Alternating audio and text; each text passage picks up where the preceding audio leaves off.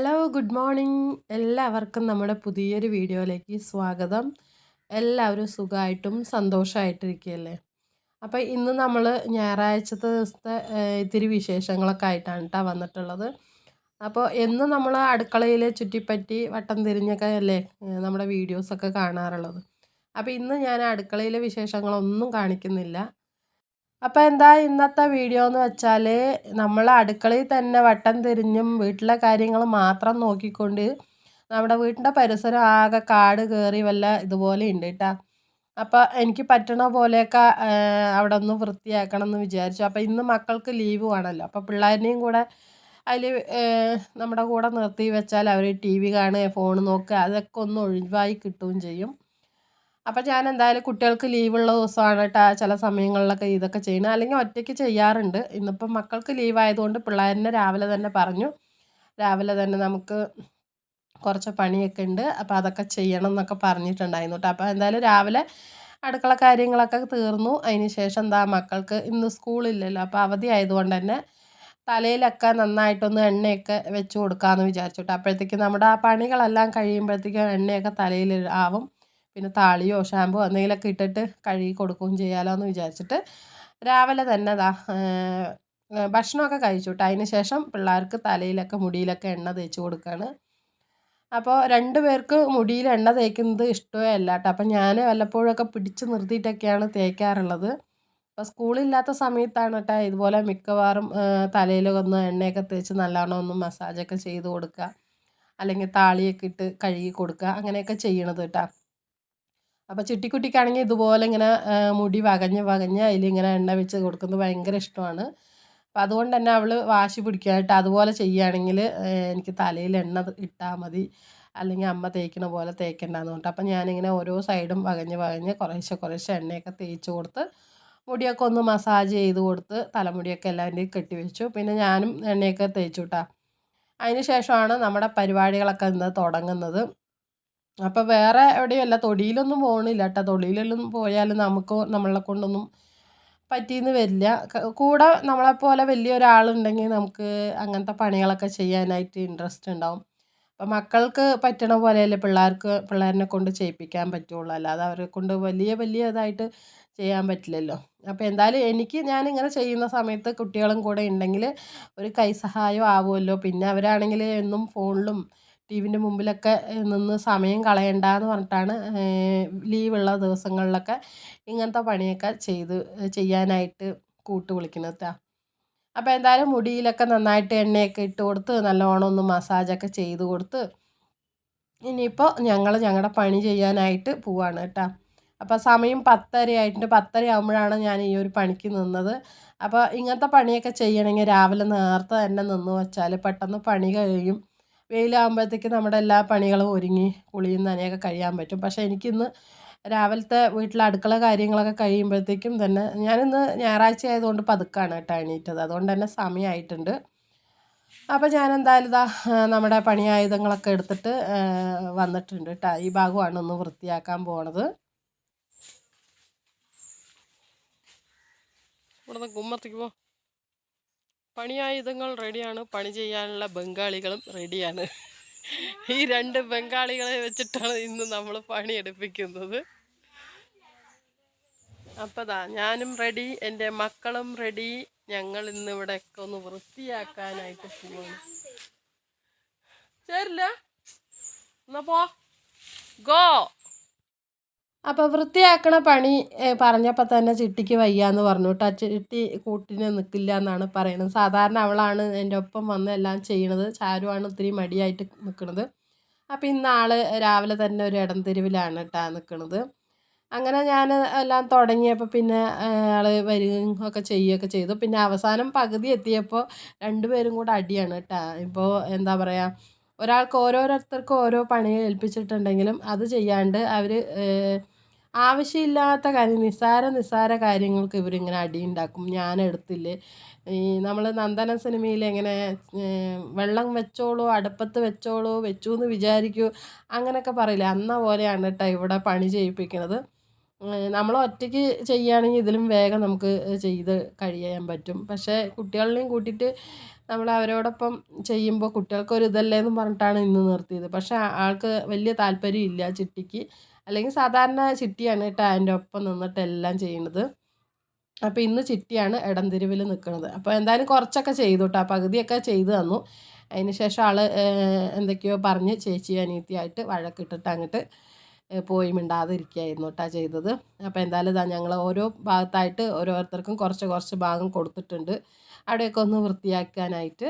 അപ്പോൾ അവരവരുടെ ഭാഗം അവരവർ ക്ലിയർ ആക്കുകയാണ് കേട്ടോ. അപ്പോൾ ഞാനും മക്കളും പണി ചെയ്യുന്ന ഇടയിൽ കൂടെ തന്നെ കുറച്ച് വിശേഷങ്ങളൊക്കെ നമുക്ക് പറയാം. പിന്നെ ആദ്യം തന്നെ നമ്മുടെ കൂട്ടുകാർ കുറച്ച് പേര് ഹായ് ചോദിച്ചിട്ടുണ്ട്. അപ്പോൾ അവർക്കൊക്കെ ഒന്ന് ഹായ് കൊടുക്കാം. എനിക്ക് പലപ്പോഴും മറന്നു പോകാറുണ്ട് കേട്ടോ, ക്ഷമിക്കുക, മനഃപൂർവ്വം അല്ല. നമ്മുടെ സ്വാദിഷ് ചോദിച്ചിട്ടുണ്ട്. സ്വാദിഷ് ഹായ് ചോദിച്ചിട്ട് കുറച്ച് ദിവസമായിട്ട്, 3-4 ദിവസമായി. പിന്നെ സെലിത്താത്ത അവരുടെ മക്കൾക്ക് വേണ്ടിയിട്ടാണെന്ന് തോന്നുന്നു ചോദിച്ചിട്ടുള്ളത്. അച്ചുവും അമ്മുവും പിന്നെ ഡുണ്ടു റിനു കേട്ടോ. ഇപ്പോൾ ഇവർക്കൊക്കെ വേണ്ടിയിട്ടാണ് കേട്ടോ ഹായ് ചോദിച്ചിട്ടത് സെലിത്താത്ത. അപ്പോൾ എന്തായാലും സ്വാദിഷിനും അച്ചു, അമ്മു, ഡുണ്ടു, റിനു എല്ലാവർക്കും ഉണ്ട് കേട്ടോ വലിയൊരു ഹായ് ഉണ്ട്. പിന്നെ നമ്മൾ കഴിഞ്ഞ പ്രാവശ്യം ഒരു ഹോം ടൂർ ചെയ്തിട്ടുണ്ടായിരുന്നില്ലേ, ഒരു 3-4 ദിവസം മുമ്പ്. അപ്പോൾ അതിൽ നമ്മുടെ വീട്ടിലെ പെട്ടിനെ കുറിച്ചൊക്കെ സംസാരിച്ചപ്പോൾ നമ്മുടെ പ്രഭാകരൻ ബ്രോ ചോദിച്ചിട്ടുണ്ടായിരുന്നു പെട്ടി. ഞാൻ പറഞ്ഞിട്ടുണ്ടായിരുന്നു ആ പെട്ടി ഏട്ടൻ്റെയാണ്, ഏട്ടൻ സൗദിയിലായിരുന്നു. അപ്പോൾ അവിടെ നിന്ന് വരുമ്പോൾ കൊണ്ടുവന്ന പെട്ടിയാണ്, അത് ഏട്ടൻ്റെ പെട്ടിയാണെന്നൊക്കെ പറഞ്ഞപ്പോൾ ആൾ ചോദിച്ചിട്ടുണ്ടായിരുന്നു സൗദിയിലായിരുന്നോ, എന്താണ് അതിനെക്കുറിച്ചൊന്നും പറയാത്തത്, ആളുടെ ജോലി എന്തായിരുന്നു അവിടെ, പിന്നെ സൗദിയിൽ പോയിട്ട് എന്താണ് വീടൊന്നും വെക്കാതിരുന്നത്, അങ്ങനെയൊക്കെ ചോദിച്ചിട്ടുണ്ടായിരുന്നു കേട്ടോ. അപ്പോൾ അതിനെക്കുറിച്ചൊക്കെ അടുത്ത വീഡിയോയിൽ പറയാനായിട്ടും പറഞ്ഞിട്ടുണ്ടായിരുന്നു ആൾ. അപ്പോൾ അതുകൊണ്ട് മാത്രമാണ് കേട്ടോ ഞാൻ പറയണത്. അപ്പോൾ ഏട്ടൻ സൗദിയിൽ ഒരു 3 വർഷമേ നിന്നിട്ടുള്ളൂ കേട്ടോ, കൂടുതലൊന്നും നിന്നിട്ടില്ല. ഒരു 3 വർഷം. ഇവിടുത്തെ അച്ഛൻ മരിച്ചതിന് ശേഷം പോയിട്ട് ഒരു 3 വർഷം നിന്നു. 2018 ആകുമ്പോൾ വന്നു. പിന്നെ തിരിച്ചു പോകണം എന്നൊക്കെ വിചാരിച്ചായിരുന്നു. പിന്നെന്തോ അവിടുത്തെ കമ്പനികൾ പോണ എല്ലാ കമ്പനികളും നല്ലതായിരിക്കണം എന്നില്ലല്ലോ. അപ്പോൾ അവിടെ 3 വർഷം കടിച്ചു പിടിച്ച് നിന്നു എന്നൊക്കെ വേണമെങ്കിൽ പറയാം. വലിയതായിട്ട് നമുക്ക് കാര്യമായിട്ട് സമ്പാദിക്കാനൊന്നും പറ്റിയിട്ടുണ്ടായിരുന്നില്ല. പിന്നെ വേറെ ഏതെങ്കിലും നോക്കിയിട്ട് പോവാമെന്ന് പറയുമ്പോഴത്തേക്കും കോവിഡും കാര്യങ്ങളൊക്കെ ആയി. അപ്പോൾ പിന്നെ വെറുതെ അവിടെ ഇനിയും വീണ്ടും അവിടെ വിളിച്ചതായിരുന്നു. പിന്നെ പോയില്ല കേട്ടോ. ഒരു 2 മാസം 3 മാസം കൂടുമ്പോഴൊക്കെ സാലറിയൊക്കെ നമുക്ക് കിട്ടുള്ളൂ. അതുവരെ ഞാനും പിള്ളേരും ഇവിടെ അറിയാമല്ലോ, നമ്മളെ വീട്ടിൽ എന്നും കൊണ്ടുവന്നിട്ട് തന്നെ നമ്മുടെ കാര്യങ്ങളൊക്കെ അവതാളത്തിലാണ്. അപ്പോൾ പിന്നെ അങ്ങനെയൊക്കെ ആകുമ്പോൾ ഏട്ടന് പിന്നെ പോകാനായിട്ട് താല്പര്യം ഉണ്ടായിരുന്നില്ല കേട്ടോ. വലിയ കുഴപ്പമൊന്നുമില്ല, പക്ഷേ സാലറി കിട്ടുന്നത് ഇങ്ങനെ ആകുമ്പോൾ നമുക്ക് പിടിച്ചു നിൽക്കാനായിട്ട് ബുദ്ധിമുട്ടല്ലേ. അപ്പോൾ ഏട്ടൻ പോകുമ്പോൾ തന്നെ നമുക്ക് കുറച്ച് ബാധ്യതകളൊക്കെ ഉണ്ടായിരുന്നു കേട്ടോ. അപ്പോൾ ആ ഒരു ഗൾഫിൽ 3 വർഷം നിന്നത് കൊണ്ട് തന്നെ ആ ബാധ്യതകളൊക്കെ തീർത്തു. വരുമ്പോൾ കടങ്ങളോ അങ്ങനെയൊന്നും ഉണ്ടായിരുന്നില്ല. സമാധാനമായിട്ട് ഇരിക്കാൻ പറ്റിയെന്ന് വേണമെങ്കിൽ പറയാം. പിന്നെ ആൾ വന്നതിന് ശേഷം കുറച്ച് കാശൊക്കെ ഇട്ടിട്ട് നമ്മുടെ വീട് ഇങ്ങനെയൊന്നും ആയിരുന്നില്ല കേട്ടോ. ഞാനും എൻ്റെ മക്കളും 3 വർഷമല്ല അതിന് മുമ്പ് അങ്ങനെയൊക്കെ തന്നെയാണല്ലോ. എങ്ങനെ ഈ വീട്ടിൽ ഇരുന്നതെന്ന് തന്നെ ഞങ്ങൾക്ക് അറിയില്ല. കാരണം കാണുമ്പോൾ വലിയ കുഴപ്പമൊന്നുമില്ല, പക്ഷേ മേലെ നോക്കിയാൽ മൊത്തം അങ്ങോട്ട് പോയി കിടക്കുകയായിരുന്നു. ചെതലും നല്ല എന്താ പറയുക, എപ്പോൾ തലയിൽ വീഴും എന്നുള്ളൊരവസ്ഥയിലായിരുന്നു ഈ ഒരു വീട്. അപ്പോൾ ഏട്ടൻ വന്നതിന് ശേഷം പിന്നെ ഒരു 1,00,000 രൂപേൻ്റെ മേലെ നമ്മൾ ഈ വീട്ടിലേക്ക് ഇട്ടിട്ടാണ് കേട്ടോ പണി ചെയ്തിരിക്കുന്നതും. അതായത് മേൽപ്പുര മൊത്തം മാറ്റി എല്ലാം ഒന്ന് പുതുക്കി പണിതാണ്. പിന്നെ കുറച്ച് 1-1.5 ലക്ഷത്തിൻ്റെ അടുത്ത് നമ്മൾ ഈ വീട്ടിന് വേണ്ടിയിട്ട് ഇറക്കിയിട്ടുണ്ട്. അപ്പോൾ അങ്ങനെയൊക്കെ ആക്കിയിട്ടാണ് കേട്ടോ ഈ ഒരു മാതിരിയൊക്കെ ആക്കി എടുത്തിട്ടുള്ളത്. പിന്നെ വീണ്ടും ഇതിൽ കാശ് ഇടാനുള്ള ഒരു എന്താ പറയുക, പൈസ ഇട്ടിട്ട് ഇനിയും ഇതിൽ കളയണ്ടല്ലോ എന്ന് വിചാരിച്ചിട്ടാണ് ഞങ്ങൾ പിന്നെ അതിനെ നിൽക്കാതിരുന്നിട്ട്. ഇനിയിപ്പോൾ എന്തായാലും പുതിയ വീടൊക്കെ വെക്കണം എന്ന് പ്ലാനൊക്കെ ഉണ്ട്. അപ്പോൾ എന്തായാലും ദൈവം തമ്പുരാൻ അതിന് സഹായിക്കട്ടെ, ആയുസ്സും ആരോഗ്യം ഒക്കെ ഇട്ട് തരട്ടെ എന്നാണ് പ്രാർത്ഥിക്കുന്നത്. അപ്പോൾ ഗൾഫിൽ ഒരുപാട് കാലം ഒന്നും നിൽക്കാൻ പറ്റിയില്ല. ഇനി ആൾക്ക് പോകണം എന്നൊക്കെ ഉണ്ട്. നല്ലതൊക്കെ വരികയാണെങ്കിൽ ഏട്ടൻ പോവും തീർച്ചയായിട്ടും. ഇവിടെ നിന്നിട്ടൊന്നും കാര്യമില്ലല്ലോ. 2 പെൺമക്കൾ ഇതാ മുന്നിൽ കണ്ണടച്ച് തുറക്കും മുന്നെയാണ് അല്ലേ നമ്മുടെ പെൺകുട്ടികൾ വളർന്നു വരുന്നത്. പിന്നെ അവരുടെ കാര്യങ്ങളൊക്കെ നോക്കണമല്ലോ. പിന്നെ ഒരു വീടൊന്നും ആയിട്ടില്ല. അപ്പോൾ ഏട്ടന് നല്ലൊരു വിസയൊക്കെ വരികയാണെങ്കിൽ പോകണം എന്നൊക്കെ ഉണ്ട് ആളുടെ മനസ്സിൽ. പിന്നെ ഞാൻ എന്താണെന്ന് വെച്ചാൽ എന്താ നമ്മൾ ഇങ്ങനെ കാണുന്നതൊന്നും പോകണ്ട എന്നൊക്കെ പറഞ്ഞിട്ട് ഞാനും മുടക്കുകയാണ് കേട്ടോ. കാരണം നമുക്ക് പരിചയമുള്ള ആരെങ്കിലും കൂട്ടുകാരോ ഫ്രണ്ട്സോ നമ്മുടെ പരിചയത്തിൽ ആരെങ്കിലും ഉണ്ടെങ്കിലൊക്കെ വിളിച്ചാൽ പോവാന്നല്ലാതെ അല്ലാതെ നമുക്ക് നമ്മളെ വിസ തേടി പോവുക അങ്ങനെയൊക്കെ പോകാനൊരു വിശ്വാസക്കുറവല്ല അങ്ങനെയൊക്കെ സംഭവിച്ചിട്ടുണ്ട്. അതുകൊണ്ടാണ് കേട്ടോ. ഒരിക്കൽ ഇതുപോലെ അതിന് മുമ്പ് പോയിട്ട് തിരിച്ച് വന്നതായിരുന്നു ഗൾഫിൽ പോയിട്ട്. അപ്പോൾ അങ്ങനെയൊന്നും ഇനി നമുക്ക് കാശ് കളയാനായിട്ട് ഇല്ലാത്തത് കൊണ്ട് തന്നെ ഇനി പോകണം. പക്ഷേ പോകുന്നുണ്ട്. പക്ഷേ ഈ പരസ്യങ്ങളിലൊക്കെ കണ്ടിട്ട് അപ്ലൈ ചെയ്ത് അങ്ങനെ പോവാനായിട്ട് എനിക്ക് താല്പര്യമില്ല കേട്ടോ. ഏട്ടൻ പിന്നെ വലിയ കുഴപ്പമില്ല, അപ്ലൈ ചെയ്താലോ എന്നൊക്കെ പറയും. പക്ഷെ ഞാനതിന് സപ്പോർട്ട് ചെയ്യില്ല കേട്ടോ. കാരണം ഒരിക്കൽ അനുഭവം ഉള്ളത് കൊണ്ട് അങ്ങനെ വിടില്ല. കാരണം അതിന് മാത്രം നമുക്ക് കാശ് ചിലവാക്കാനൊന്നും ഇല്ലല്ലോ. അപ്പോൾ ആകെപ്പാട് ഇവിടെ നിന്ന് എന്തെങ്കിലുമൊക്കെ ചെയ്തിട്ടായിരിക്കും നമ്മൾ ബാധ്യതയായിട്ടായിരിക്കും അങ്ങോട്ട് പോകണത്. പിന്നെ അവിടെ പോയിട്ടും ഒരുപാട് ദുരിതം അല്ലെങ്കിൽ കഷ്ടപ്പാട് പറഞ്ഞാൽ നമുക്കിവിടെ വീട്ടിലിരിക്കുന്നവർക്കൊരു സമാധാനം ഉണ്ടാവില്ല. അപ്പം അതൊക്കെ ആലോചിച്ചിട്ട് നമ്മൾ വേണ്ടാന്ന് പറയുന്നത്. അപ്പോൾ നേരത്തെ പോയതും കൂട്ടുകാരൻ്റെ പരിചയത്തിലാണ് കേട്ടോ. അത് വലിയ കുഴപ്പമൊന്നുമില്ല. പക്ഷേ എന്തോ നമ്മുടെ കഷ്ടകാലം പോലെ ആ ഒരു കമ്പനിക്ക് പോയതിന് ശേഷം പാവി ചെല്ലുന്നിടം പാതാളം എന്ന് പറയില്ലേ, നമുക്ക് എവിടെ പോയാലും കഷ്ടകാലം തന്നെയാണ്.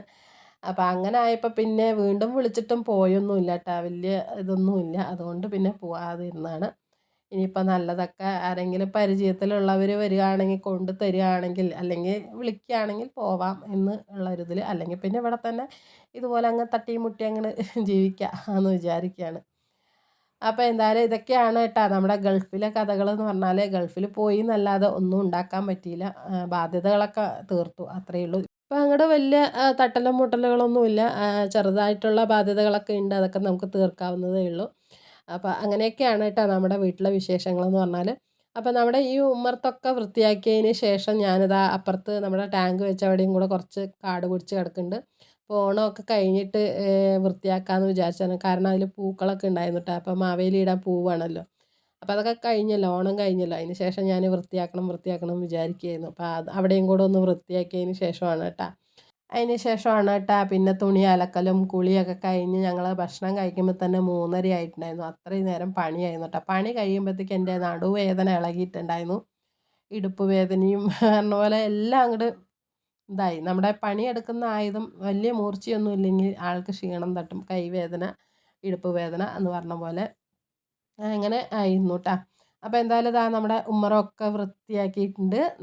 നമ്മുടെ മക്കളും എല്ലാവരും കൂടെ നിന്ന് എല്ലാം ഒന്ന് വൃത്തിയാക്കി എടുത്തിട്ടുണ്ട്. പിന്നെ അതാ എല്ലാം കഴിയുമ്പോഴത്തേക്കും നല്ലൊരു മഴ വന്നിട്ടുണ്ടായിരുന്നു കേട്ടോ. ഇടയ്ക്കിടയ്ക്ക് ഇങ്ങനെ മഴ വരുന്നുണ്ട്.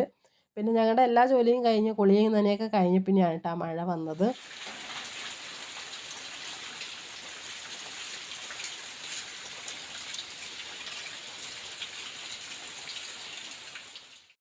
പിന്നെ വൈകുന്നേരം ആയപ്പോൾ ഞങ്ങൾ ഇത്രയും പണിയൊക്കെ ചെയ്തതല്ലേ എന്നും പറഞ്ഞിട്ട് ഏട്ടൻ ദാ പൊറോട്ടയും ബീഫ് കറിയൊക്കെ വാങ്ങിച്ചുകൊണ്ട് തന്നിട്ടുണ്ടായിരുന്നു കേട്ടോ.